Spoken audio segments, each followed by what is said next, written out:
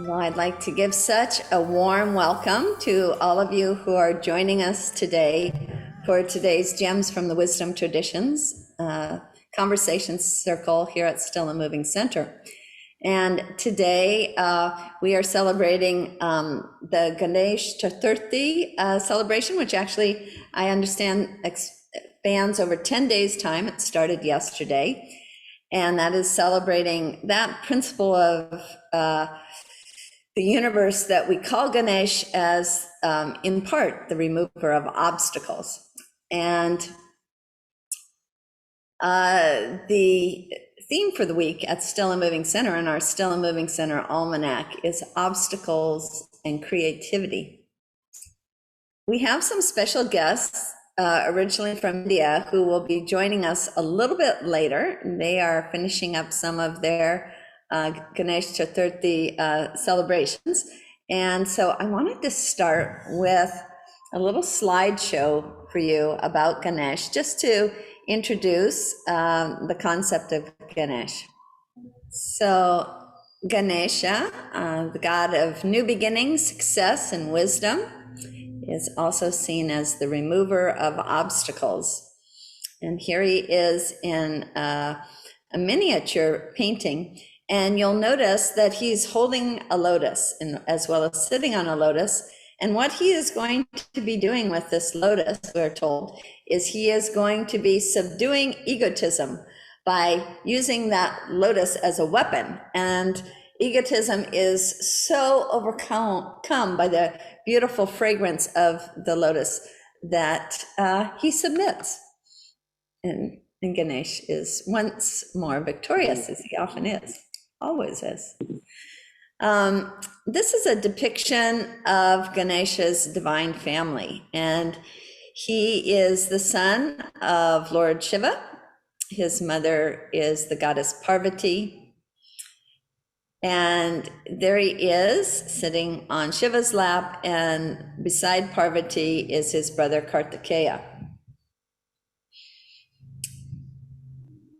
You will easily recognize Ganesh in almost every depiction of him as being elephant-headed. You can see that he is definitely recognized as being from the Shiva lineage. And in some way, if you look at the Trimurti of the Hindu pantheon, of having these three main aspects of deity: Brahma, the creator; Vishnu, the preserver; Shiva, the destroyer for the sake of recreation. Anyone under that Shiva lineage would be part of that same universal force in the universe, I guess I would say. So that aspect of removing of obstacles is sort of that destruction for the sake of recreation. This depiction of Lord Shiva and Parvati giving Ganesh a bath reminds us that Ganesh is both of their sons, and in most of the mythology, Parvati creates him, and for various reasons, Shiva both removes his original head that looked human and replaces it with this elephant's head.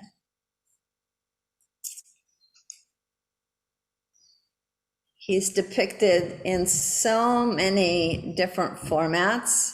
We can see him here in stone and in a painted miniature. One of the frequent things that you will see in Ganesha's hands, the things that he holds, one is in the painted picture in the his right hand, which would be on our left, That's an elephant goad, and that has to do with this sense of control, kind of a divine control. And in his lower left hand, which would be on our right side, he has a noose. And a noose in Hindu iconography has to do also with subjection, the idea that one can hold the reins, so to speak, on something. And this is something that the wise Ganesh is able to do in regard to the personal self or egotism.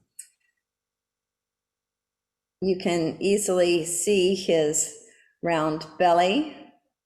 He's very, very fond of sweets, which can be known as ladu sometimes.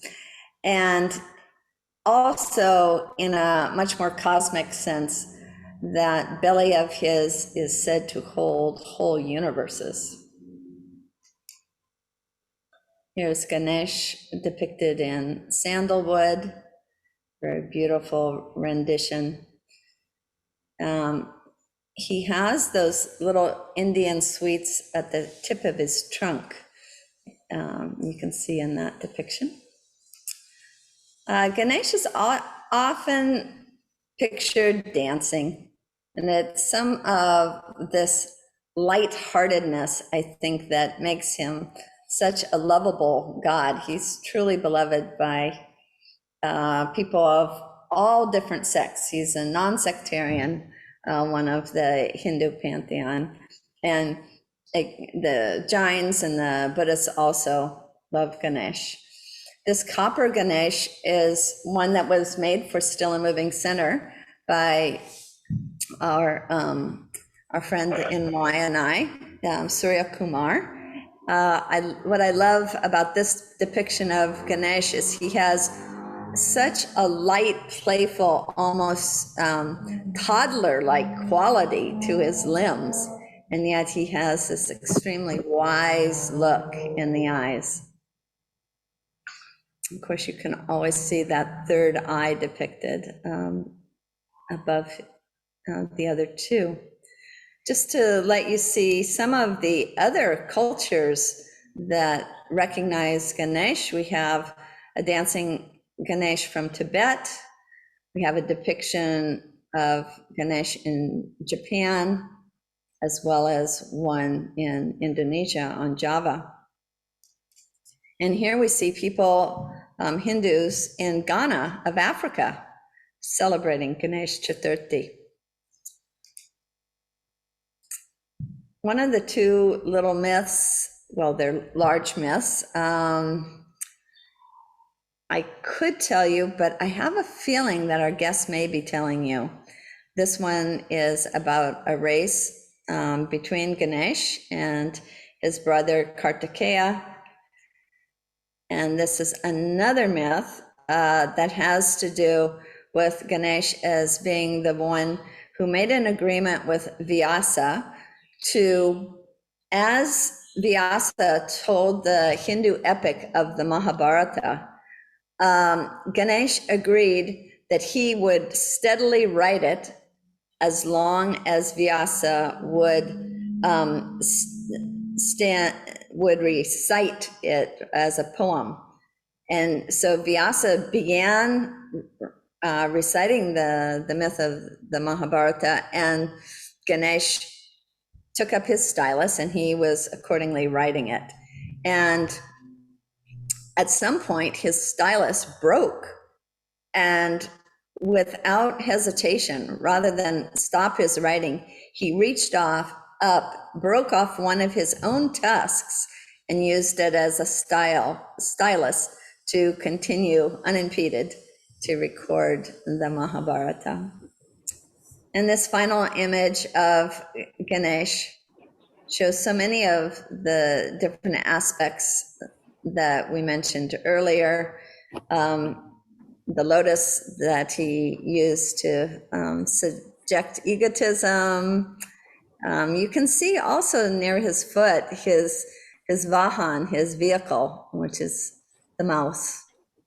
And there certainly is a wisdom in the eyes here, and certainly a recognition of him as the Lord of wisdom.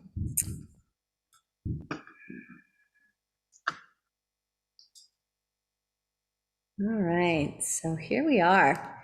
I can see that our guests for today have joined us, and I'm so pleased to have them with us, and very pleased to introduce them to you. As you can probably tell, I am somewhat technologically challenged sometimes, so I wasn't able to do that slideshow and simultaneously pull up their bios for you. So what I would like to tell you is that these are some friends of ours that Cliff and I met on an airplane. Yes, we were flying to one of the outer islands, and we just struck up a friendship with this wonderful family. They were traveling with Apsara's parents, and so we have remained friends since that time. This is Apsara Hanagandi and her husband Ganesh, and I'm going to let them introduce their sister-in-law or sister-in-law and tell you where they are from, since I can't pull up their bios to do so. And I would like us all to give such a warm welcome and thank you to them for joining us today. Thank you, Renee, for welcoming us. I hope you can hear us. We can. Can you hear?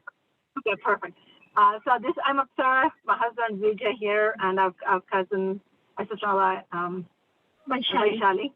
So we all three are from India, from South India, from a state called Karnataka. Vijay and I grew up in a town called Dharwad, which is kind of very close to Goa, about 100 miles. And then Vaishali also grew up in Karnataka too, but in a neighboring town called Hubli. So we all been here almost 20 plus years.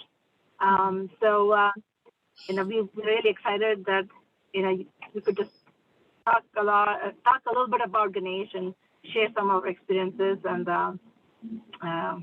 we can have more discussion about it as well. Usually every year at this time, as growing up, back in India, it's a very big festival for us, and we wanted to keep the tradition here for our kids. So Vijay and I used to host like a gathering or get together for Ganesh every year. For past year, because of COVID, and this year we did not host anything for our friends. Usually it's the day after Ganesh or weekend. It's convenient for most of the people to come in. So we just had a simple puja here. We are in New Mexico currently, but we live in New Jersey ourselves, and Vaishali lives in Michigan. So just want to share our thoughts and experiences, and we can go from there. You guys want to say something? I think we are good. I know, should we start off with a prayer? Yes, we'll start off with the Ganesh Prayer. Before I start the Ganesh Prayer, Renee, so Renee, is it okay to start the prayer? Please. Perfect. Okay. Yeah, sorry you see us in the park in our cars here because we are going to visit our friends in Santa Fe. We're just heading back to Tahoe, so we just pulled over to just share our experiences as well and so on. So this is one of the prayers of Ganesha, and Vaishali is going to go over the meaning of it, and then I'll do the prayer right after. Namaste, everyone. So Apsara is going to sing this Kannada Ganesha Prayer. It's a very short but very powerful and sweet. So this is how it goes. The first stanza says that Ganesha, I pray to you. You are the son of Gauri, that is the Divine Mother. I pray to you. All the three words pray to you together, and you are the savior of the good. So that's the first two lines. The second two lines says that you hold the noose and the goad in your hand, and you are the most sacred of all. You have the mouse as your transportation or vahana, and you are prayed and worshipped by all these sages and great people. That's the second stanza. The third one says that, please show me your feet with grace and happiness so that I can pray you. You are worshipped and prayed and loved by all the sages and great people in this world. That's the third stanza. The fourth one says that, give me the ability to love you and pray you. That's what it is. So I give it to Apsara to sing that for us. Om Gam Ganapate Namaha. Om Gam Ganapate Namaha. Om Gam Ganapate Namaha. Om Gajavadana Beduve Gauri Tanaya. Gajavadana Beduve Gauri Tanaya. Shri Jagavanditane Sujanara Porevane. Shri Jagavanditane Sujanara Porevane. Gajavadana Beduve Gauri Tanaya. Pashankushadara Parama Pavitra. Pashankushadara Parama Pavitra. Moshika Vahana Muni Jana Prema. Moshika Vahana Muni Jana Prema. Gajavadana Beduve Gauri Tanaya. Gajavadana Beduve Gauri Tanaya. Modadi Ninnaya Padava Toro. Modadi Ninnaya Padava Toro. Sadhu Vanditane Adaradindali. Sadhu Vanditane Adaradindali. Gajavadana Beduve Gauri Tanaya. Gajavadana Beduve Gauri Tanaya. Sarasijanaba Shri Purandara Vitalana. Sarasijanaba Shri Purandara Vitalana. Nirutalai nayuvante ದಯಮಾಡು. ನಿರುತಲೆ ನಯ್ಯುವಂತೆ ದಯಮಾಡು. ಗಜವದನ ಬೇಡುವೆ ಗೌರಿ ತನಯ. ಗಜವದನ ಬೇಡುವೆ ಗೌರಿ ತನಯ. ಓಂ ಗಂ ಗಣಪತೆ ನಮಃ. ಓಂ ಗಂ ಗಣಪತೆ ನಮಃ. Om Gam Ganapate Namaha.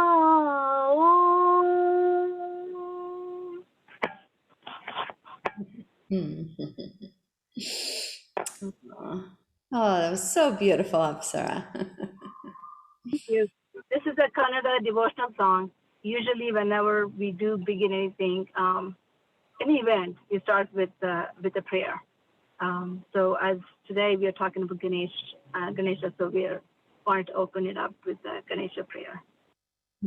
So, with that said, I want to give the phone out to, the screen to Vaishali to talk about Ganesha and how we came up to worshiping him and what we do and so on. So, we'll pass it on to her.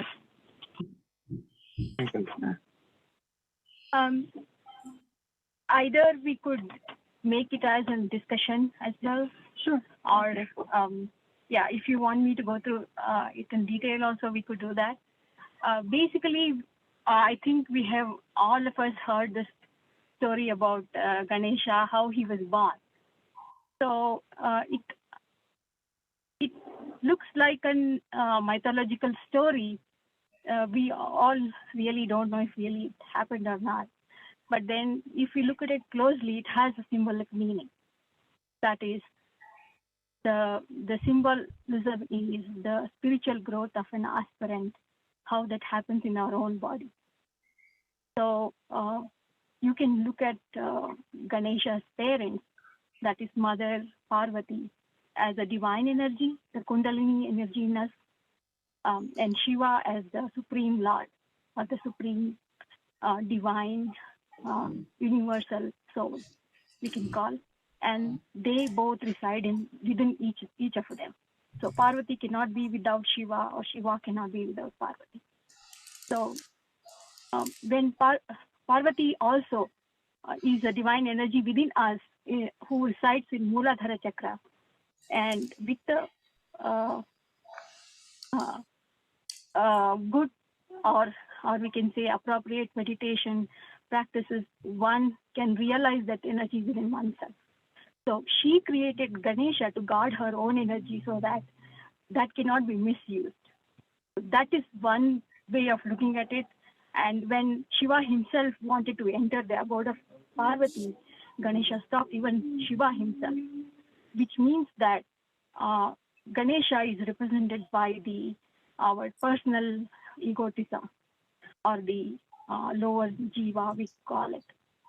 That's when Shiva had to cut out his head, that is the egotism, and give him a supreme intellect, or the universal ego, which is symbolized by elephant's head. So only when we give up our lower self or the egotism, only then we can really let Shiva enter our abode. That's what it really symbolizes. And there are many other symbolic meanings of his body. Basically, you can see his big ears. That means that one who wants to really grow spiritually needs to have a better way to listen. Listening ability is needed to progress spiritually. And his trunk symbolizes ability to be flexible and adaptable, to understand the higher truth. The symbol of mouse, it looks very little and very insignificant, but how Ganesha, such a big, huge body, is able to travel on mouse. We might sometimes, when we were small, we used to laugh about it. And this can be true. So, but then again, this is symbolic, which means that the little mouse is a symbol of our small ego, the lower self, which thinks that he is everything. He really cannot grasp the enormity of the universal ego or the intellect. So when it sees the Kundalini energy, which is symbolized by a serpent, it runs away. It runs away because mouse gets distracted. It's basically a lower self getting distracted, not being able to focus on the spiritual growth. So that's when Ganesha has to use the mouse as his vehicle, because he has to convey the spiritual meaning, intellect, everything through the lower self, or through the lower physical gross world. That's the only way it can be communicated. That's why mouse is very much needed. So, yeah, these are all, only when we understand these aspects of these stories, they really make sense. Otherwise, I don't, at least personally, I don't view them as somebody separate from us. I don't view Ganesha or Shiva as Parvati as separate from me. I was wondering if Vijay wanted to add something. Yeah, so Vaishali and Apsara said their bit. Yeah, so like what Apsara said, this is a very significant festival for us. When we were growing, and as kids, we understood little about the symbolism, and we only were focused on the festivities. And on this day, we bring I'll talk a little about the process we take in India.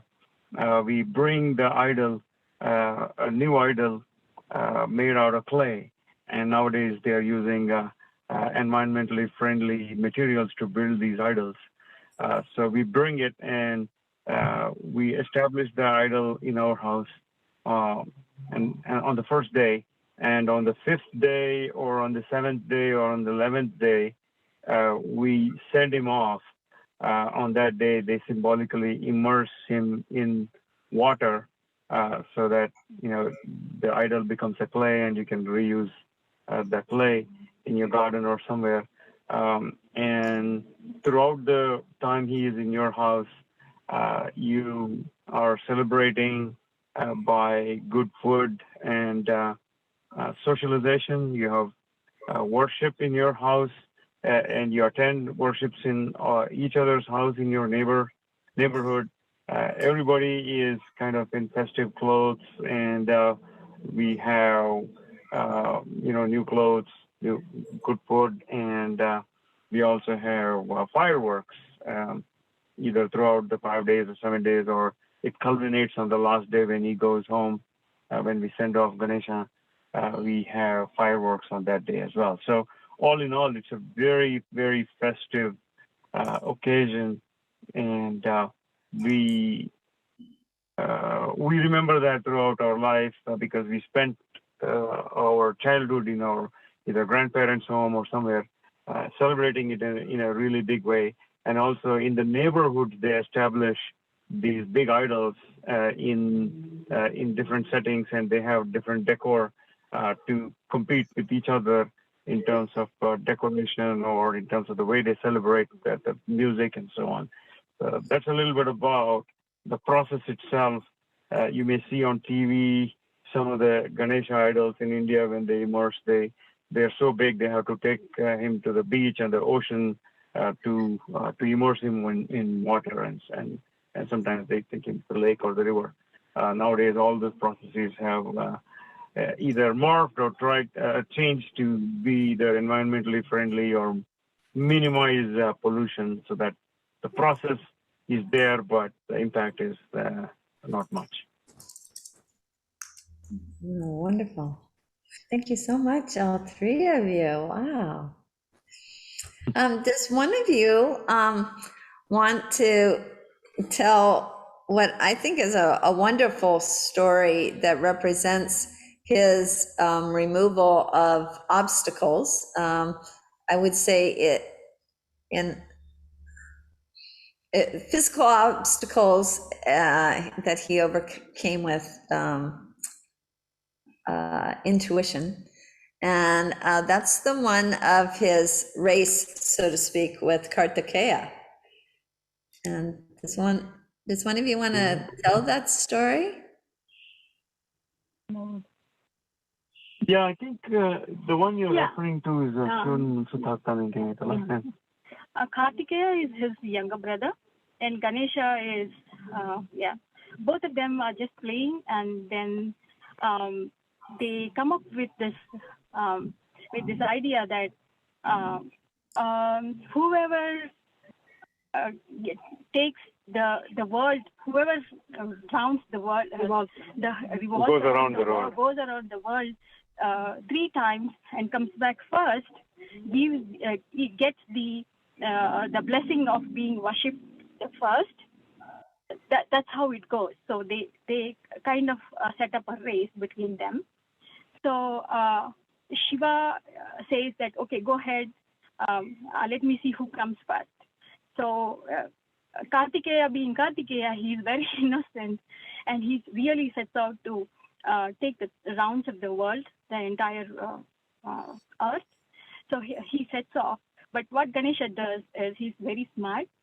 He just takes the 3 rounds of his parents, that is Shiva and Parvati, immediately, and he goes off and sits, and Kartikeya returns back quite a bit late because he's really going to take the round. And then when asked, Ganesha says, yeah, I did take the 3 rounds of the world because Shiva and Parvati are the world. The world resides in them. I really don't need to go physically around the world. So, yeah, naturally he wins, and everybody agrees with him. So that's how he goes on to becoming being worshipped first. So in any worships, any pujas, be it anything, first Ganesha is worshipped. Even if it is Shiva's ceremony, first Ganesha is worshipped, and then only we go on to perform other puja. So he's also a remover of obstacles as well, being the divine wisdom and intellect which reside within us, the ability to surpass obstacles reside within us. The symbolism is there to showcase that you can work smart to remove obstacles, and if you resolve to remove obstacles in the beginning, that's what is required to really face the obstacles. That's basically what it is, the resolve. And so he's the one who's known to do the most work with the least effort, if I understand. Exactly. Yes.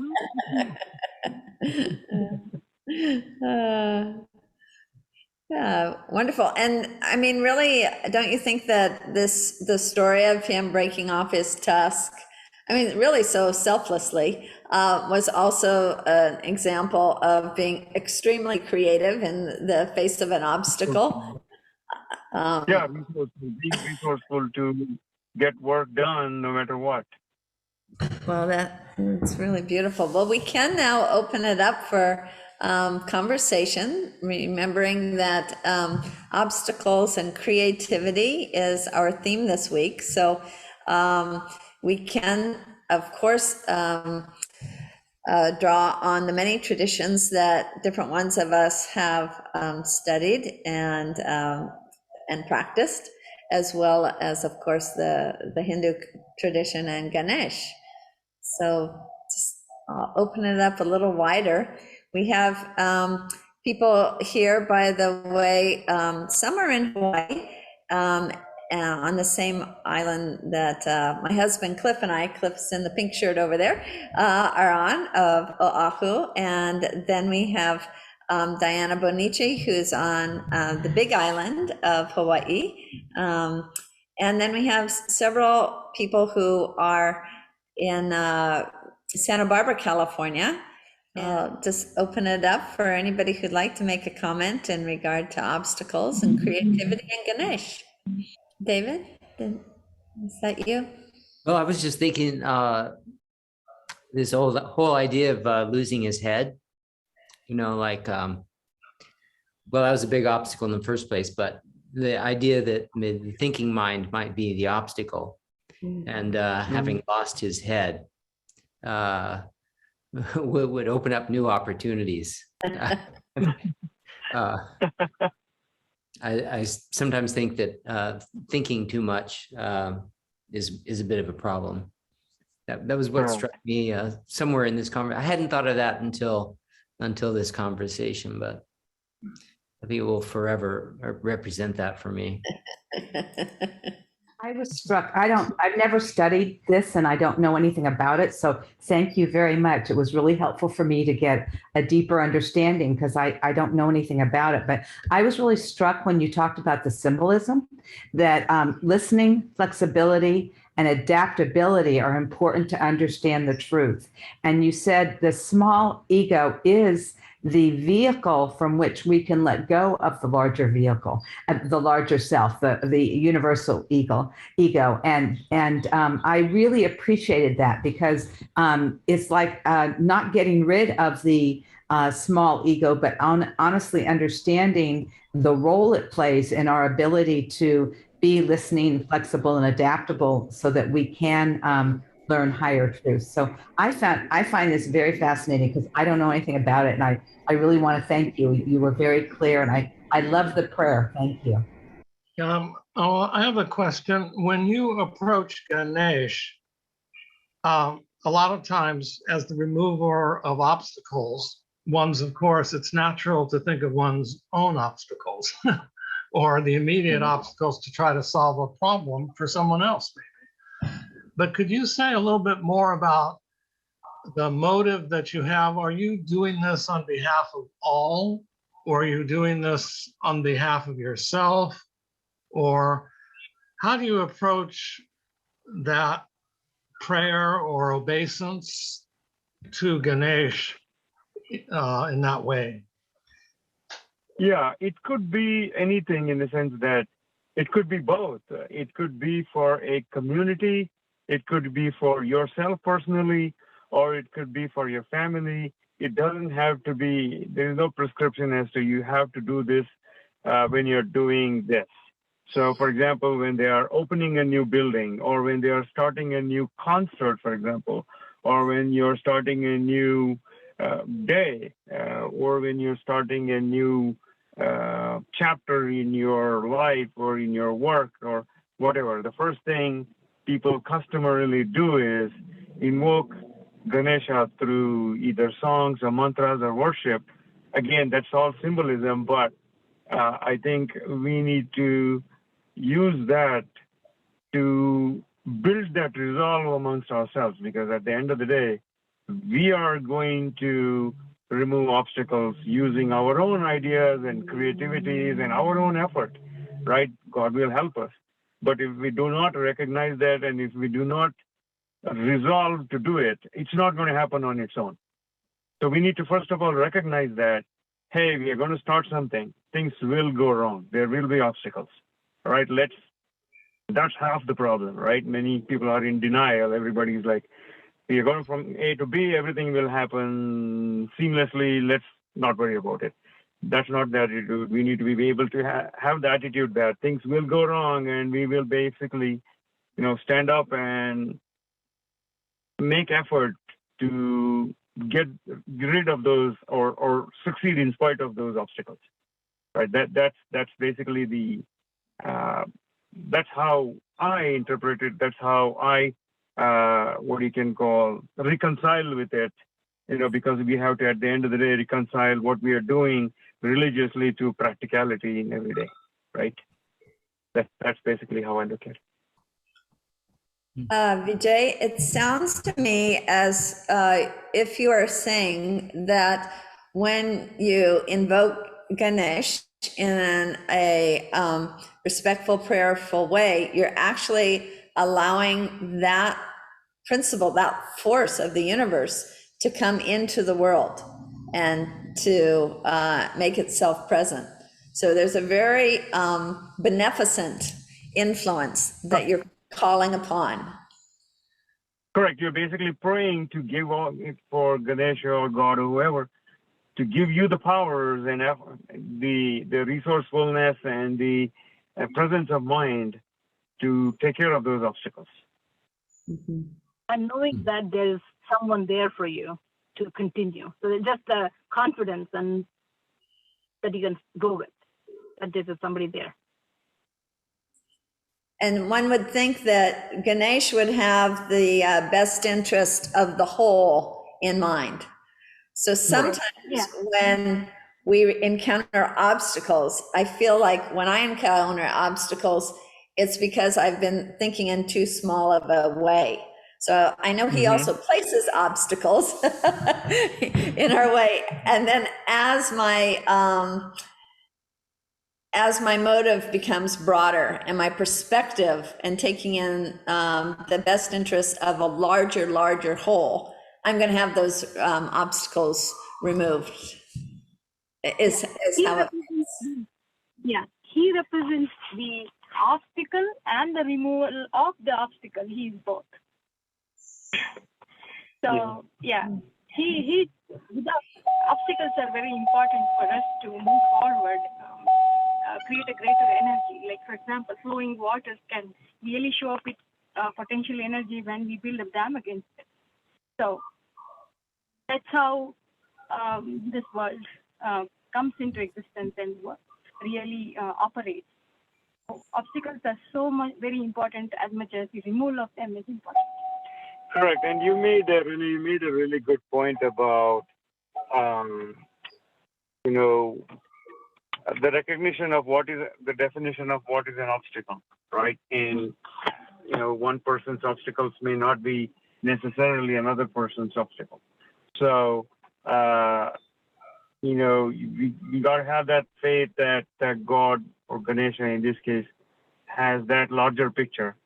And there are obstacles put on your path for your own good, to test you or to basically enhance your knowledge, to appreciate those obstacles and move around those obstacles. We probably don't have to remove all obstacles. We may have to remove some and move around some and make some of them work for us, because they are there for a reason, and we may perceive them as obstacles, but they are necessary. So that's where the knowledge or revelation comes into picture. Basically, it may be because of our ignorance that we are considering some of them as being obstacles, but they may necessarily not be obstacles. Oh, good to see you guys. I was How are thinking, you? I was thinking that maybe it's Ganesh that introduced us to each other. Because, Probably. we're living in a time of obstacles right now with COVID. And it was so interesting that when we flew to Maui, Apsara, the plane put Apsara right between Renee and I. So Renee and I were just asking her all these questions all the time. It was only a 30-minute flight, but we just kept asking her all these questions. And by the end of the flight, we became really good friends. But then when they got to the TSA, they didn't have the QR code or something. And it was like Ganesh was there on Maui saying, no, I'm going to put this obstacle here. So you have to go home. You have to go back to Oahu for some reason.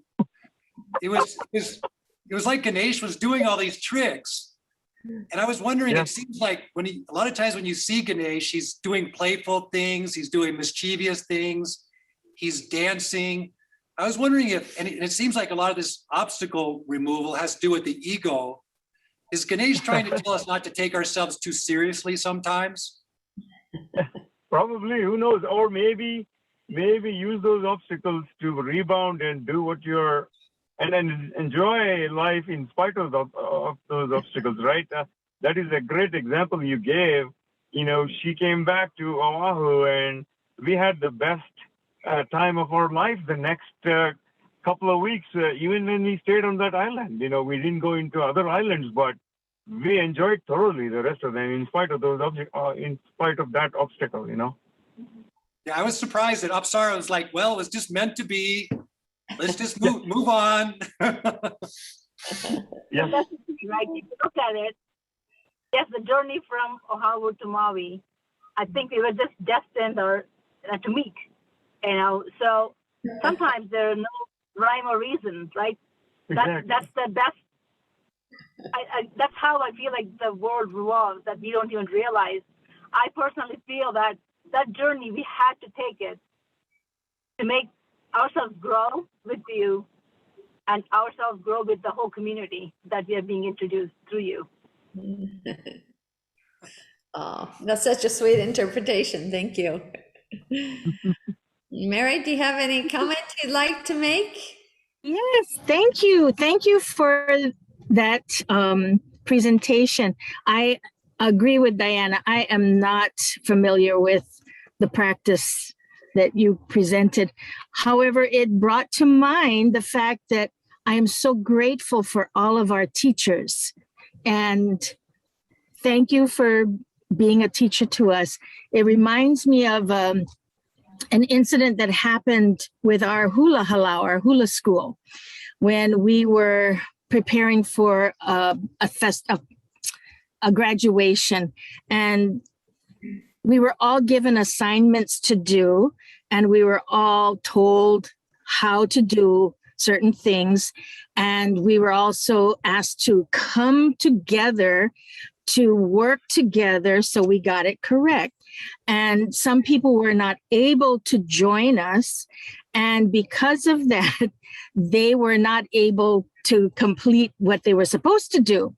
So we get to where we're going to start our event, and our kumu, our teacher, who was not my daughter at that point, she wasn't graduated yet, but the kumu asked, where are your wristlets and your anklets? Because we have adornments that we're supposed to prepare. And they just started to cry because they didn't come to the instruction and they didn't know how to do it. So Kumu was so wonderful. And this is where I am so blessed to have wonderful people in my life. She didn't scold them. She did not berate them. She didn't say, why didn't you listen? even though some of us in the back were going, yeah, why didn't they listen? And so she said, okay, this is what we're going to do. And she had us divide up what each of us had made to divide and give to the others. And then she went to a tea leaf, which is a common plant throughout the Pacific. And she took leaves and she prepared similar, but very fast, something that could go around everybody's ankles. So we eventually she overcame that obstacle of not everybody being completely prepared, and was able to make it so that we could complete and we could go on to our ceremony. So I am so grateful for that that lesson in humility and in resourcefulness and in gratitude. Mahalo. Thank you. Oh, hello, Mary. Yeah, and it seems like such a great lesson also in community and sharing, and the importance of if one doesn't have, somebody else has, then of course we share it. We don't want to let somebody go on stage adorned and let the other ones be unadorned just because they didn't get their own personal piece ready. Yeah, beautiful example. Thank you so much. So it's a beautiful story. Actually, that so very well ties the obstacles with creativity. So obstacles is the one that brought out creativity in that person to create those anklets, basically. So if those obstacles were not there, then probably we wouldn't be so creative. So I think, yeah, today's theme is really apt. What are you thinking, David? Oh, the phrase, the obstacle is the way, came to mind. And I discovered it's the title of a book that I have not yet read. It's probably going on my list, but it says it's inspired by the philosophy of Stoicism. And I was trying to remember back to some of our Stoicism conversations about how that is a fundamental of that ideology as well. And I'm wondering if the Star Trek theme, the Kobayashi Maru, which is the unsolvable problem, and Captain Kirk changes the rules. He breaks into the computer and reprograms it so that he can actually solve the riddle of something that was supposed to be unsolvable, which is certainly resourcefulness at its best. I wonder if that was inspired by Ganesh. Joe, it's nice to see you. Did you want to make a comment? Hi, yes. Just, I keep thinking about that agreement between Vyasa and Ganesha, that Vyasa had conceived the whole Mahabharata, and he was walking around pregnant, so to speak, and he needed to deliver this great poem, but he obviously couldn't find a substandard scribe, because once he started delivering, the flow had to be even, and if it was interrupted, the whole poem would be lost and humanity would not get the great poem. So I keep thinking about that interesting relationship and agreement between them. And if those represent parts of ourselves, I guess that's kind of an interesting thought. I'm thinking about how Jesus said, don't throw your pearls before swine. I'm suddenly thinking that, Vyasa couldn't just throw his poem away on the first scribe that passed by. The other part of the agreement there, when Ganesha told Vyasa, yes, I will be your scribe, but you have to, articulate it continuously in one sitting, right? And then Vyasa said, okay, but you have to understand everything that I'm saying. So that was the other part of it that Ganesha was able to fulfill, because he couldn't write it down properly unless he understood what was being given, right? And the Mahabharata, we know, is the longest poem known to human history. It's, what is it, 12 volumes. It's 4 times the size of the Ramayana, 10 times the size of the Greek, epics. Iliad or Odyssey, Yeah. So, well, it's like a and high it's all wire. Sorry, go ahead. It's like a high wire act. I mean, it's such a delicate balancing. And I guess it does show us that we have to develop the Ganesha in ourselves if we're going to access and make available that deeper wisdom in us. Otherwise, if we don't develop a scribe, it can't, it'll be distorted in how it's delivered, or it'll be lost. Well, I was wondering in relation to David's initial comment about the story of Ganesha, as a human boy loses his head and it's replaced with that of an elephant. That one of the, I'm just, again, this is just also something that's come up in this conversation, is that it's so unexpected that the God of wisdom should have the head of an elephant, right? That in that sense, it speaks to creativity that often we can't predict where the answer is going to come from, or dictate ahead of time, know ahead of time what that answer is going to be, right? We have to trust that it's going to come and be completely, it could be completely different than anything that we had anticipated.